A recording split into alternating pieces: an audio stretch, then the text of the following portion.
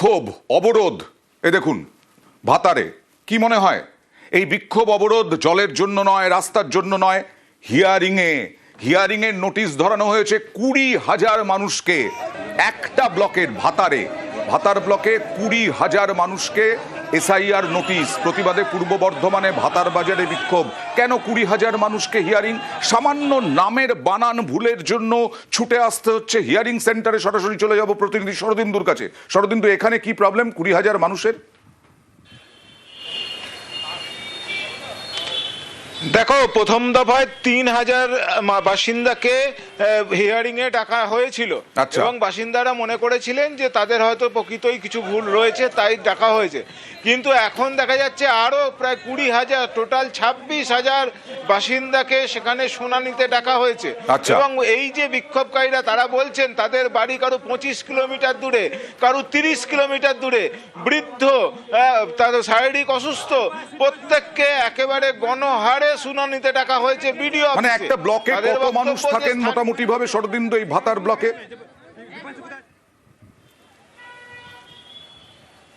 দেখো, ভাতার ব্লকের যে বাসিন্দার সংখ্যা 8-10 হাজার হতে পারে এবং তার মধ্যে 3,000 মানুষকেই ডাকা হয়ে গেছে। এবার 20-23,000 মানুষকে ডাকা হয়েছে। সেখানে একটা বিধানসভায় যদি ধরা যায় যে ভাতার বিধানসভা এলাকা, সেই বিধানসভা এলাকায় বাসিন্দার সংখ্যা 7-8-9 লক্ষ বাসিন্দা হতে পারে।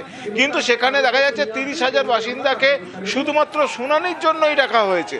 এবং বাসিন্দাদের যেটা বক্তব্য যে এই যে গণহারে কেন তাদের আসতে হবে, তাদের তো খসড়া তালিকায় নাম রয়েছে, তাদের আত্মীয়দের 2002 সালের যে এসআইআর তালিকা তাতে নাম রয়েছে, তা সত্ত্বেও তুচ্ছ সামান্য মানে বারবার করে এটা মুখ্যমন্ত্রীর তরফ থেকেও কমিশনের কাছে চিঠি লেখা হয়েছে যে সামান্য তুচ্ছ ত্রুটির জন্য ডেকে পাঠানো হচ্ছে হিয়ারিংয়ে হাজার হাজার মানুষকে। আমাদেরকে আশ্বস্ত করেছেন যে আধার কার্ড নির্বাচন কমিশন এতদিন ধরে নেব না বলছিল, সেই আধার কার্ডের মাধ্যমে যাদেরকে নোটিশ পাঠানো হয়েছে তাদের সেই আধার কার্ডের মাধ্যমে তাদের ভেরিফিকেশন কমপ্লিট করা হবে। যে পরিযায়ী শ্রমিক বা যারা চিকিৎসার স্বার্থে বাইরে আছেন বা কোনো ছাত্রছাত্রী যারা পড়াশোনা করছেন বাইরে, তাদের ব্যাপারে যারা বাইরে আছেন তাদের পরিবারের কোনো ব্যক্তি এসে এখানে ডকুমেন্টস ভেরিফিকেশনের মাধ্যমে তাদের সকল ডকুমেন্টস ভেরিফাইড করাতে পারবেন।